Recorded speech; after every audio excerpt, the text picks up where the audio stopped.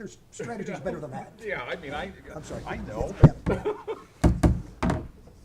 I'd like to call the Monday, November 25th board meeting to order. Roll call.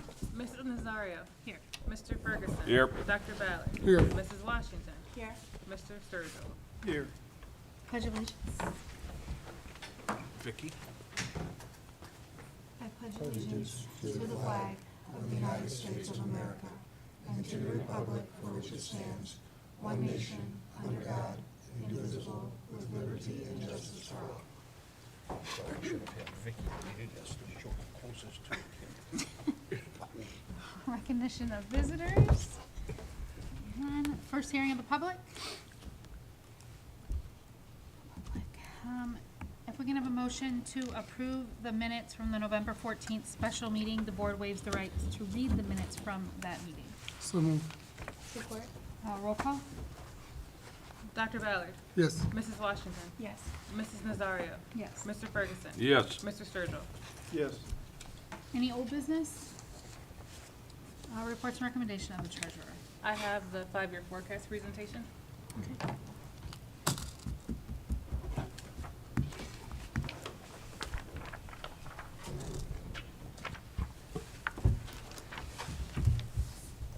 First, we'll take a look at a simplified version of the forecast. This version of the forecast shows the district's beginning cash balance for each year of the forecast, revenues, expenses, deficit spending status, and ending cash balance. Based on current revenue projections and spending plans, the district will be deficit spending in the general fund by the end of this fiscal year. This means we are spending more than the revenues we are receiving each year of the forecast. We will have a negative cash balance in the fiscal year 2028. Keep in mind that the forecast is only a projection of the future, based on a snapshot of today. That snapshot, however, will be adjusted, and the further into the future the forecast extends, the more likely it is that the projections will change. A variety of events will ultimately impact the forecast, such as state budgets that are adopted every 2 years, changes in district strategic plans, the status of tax levies, changes in costs to operate the district, and grant funding and allowances from sources such as title funds. With these factors in mind, our numbers will continue to fluctuate. Our forecast has the potential to look drastically different by the time we get to the May 2025 forecast. Compared to May's forecast, the district is anticipating an increase to our overall revenues throughout the life of this forecast. These increases are due to 2 factors. The first factor is the district's 41% increase in property values from the state of Ohio's 2024 property reappraisal process. As our property values increase, our local share of revenue increases while our state share decreases. It's important to note that the increase in property values are not proportional to the increase in revenues, meaning that although the district's property values grew by 41%, the district's revenues from the property taxes did not grow by 41%. We'll be studying this more together after the official reports are released by the County Auditor's Office in January. This impacts lines 1.01, 1.02, and 1.05 of the forecast. Our second factor that is contributing to the increase in revenue is an increase in our district's enrollment. Back in May, we estimated that our district's enrollment for the fiscal year 2025 would be about 5,500 students, with a decline in the following years based on an analysis of our district's live birth data provided by the Ohio Department of Health. However, at the time of this forecast, our enrollment has grown to about 5,800 students. We're currently projecting that our enrollment will stay around 5,800 students throughout the life of this forecast. This growth in enrollment increases our unrestricted grants and aid line of the forecast, which is line 1.035. Since the May forecast, the district has entered into the fiscal precaution stage of fiscal oversight with the Ohio Department of Education and Workforce. This required the district to submit a board-approved plan to reduce expenditures starting in fiscal year 25. Within the plan submitted to the state, the district anticipates a decrease of about $28.4 million in staffing and benefits, $5.3 million in purchase services and supplies, and $6.4 million in capital outlay over the next 5 years of the forecast. In total, this is a decrease of almost $40 million to the general fund. The Ohio Department of Education and Workforce, or ODU, is required to examine 5-year forecast submissions to determine if a school district has the potential to have a deficit during the first 3 years of the 5-year forecast. The severity of the deficit determines which level of fiscal oversight the district is placed into. The levels of fiscal oversight are precaution, caution, watch, and emergency. The department notified the district of our precautionary financial state due to the fiscal year 26 fund balance deficit that was projected back in the May forecast. The required board-approved plan to avoid the deficit was submitted to the department in August. It's important to note that the submitted plan to ODU may not be the exact path that the district will follow, meaning that the amounts from the different reduction categories may change, but the overall deficit that was previously projected will be eliminated. If we cannot develop a more suitable plan, ODU will enforce the measures outlined in the plan that was submitted to them in August.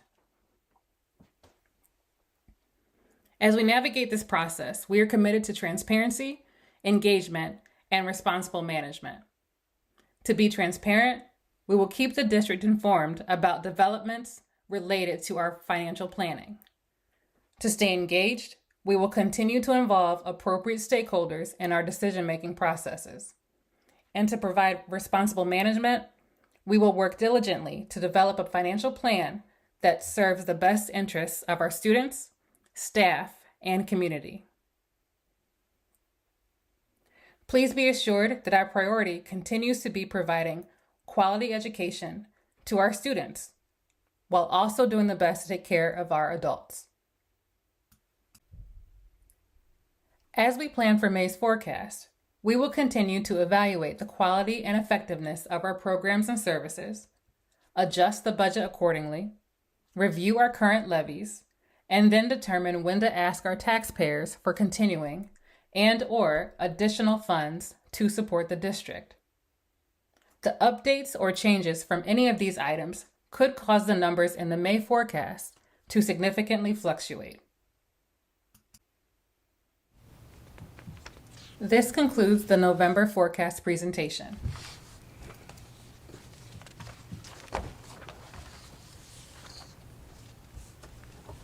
Nice job. Any questions? Thanks. So, what are you gonna ask? Doesn't sound like it. Okay, go ahead. I have items 8.01 through 8.02 for approval. So moved. Support. Any discussion? Roll call? Mr. Sturgill. Yes. Dr. Ballard. Yes. Mrs. Nazario. Yes. Mr. Ferguson. Yes. Mrs. Washington. Yes. Recommendation of the superintendent. Yep, thank you. And again, I just want to emphasize one point, and by the way, as always, did a great job with presenting that in a way that's very easy to see, but I also like the fact that it's recorded, so you go back and watch it slide by slide, so I just appreciate you. But I just want to emphasize one point on there. The part you talked about, the exercise with ODU, that's the old or the new version of the Ohio Department of Education, and they require us to go through this exercise because of the deficit we're facing in a couple of years. So understand that what Tia just shared assumes about $10 million in reductions beginning with fiscal year 26. Actually, some of those have started already, but they have to be, that $10 million has to be completely done by fiscal year 26. I'd like the board to consider for approval items 9.01 to 9.06. 7. I got a 7? Yeah, there's a 7. I'm sorry, 9.01 to 9.07. So moved. Support. Oh, gotcha, thank you, yeah. Any discussion? Roll call. Dr. Ballard. Yes. Mr. Sturgill. Yes. Mrs. Nazario. Yes. Mr. Ferguson. Yes. Mrs. Washington. Yes. I'd like the board to consider for approval items 10.01 to 10.04. So moved. Support. Any discussion? Roll call. Dr. Ballard, oh, sorry, Mrs. Washington. Yes. Dr. Ballard. Yes. Mrs. Nazario. Yes. Mr. Ferguson. Yes. Mr. Sturgill. Yes. And that's what I have. Thank you. Any new business to share? Committee reports? I have something for here. Okay. Can we get notes or updates from the finance committee if they're, I'm sure they're probably a part of this going on in the HR committee? Notes from, I'm sorry. Any finance or HR committee?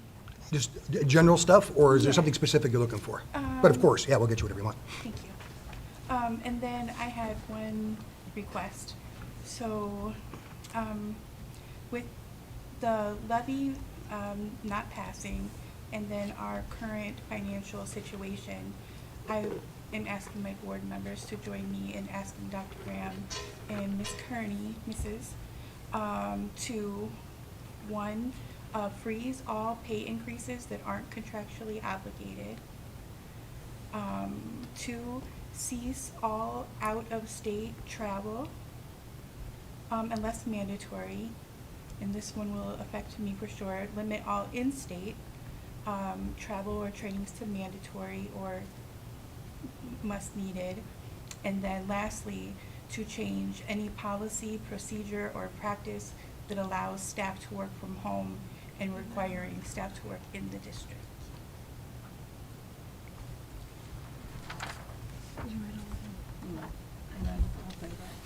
We'll play that all back to get that all down, so we can go through. So it's in the minutes. So it's in the minutes, and then, You need to send that. You can consider it as a vote for next. yeah, Yeah. right, so, Okay, I'll send it. yeah, if you could send that to them so that we can go through it to consider it as a vote for the next meeting. Thank you. Is that okay? Yeah, yeah, just like we talked about, so I'll just put it out. Put it in out. Yeah, thank you. Anything else?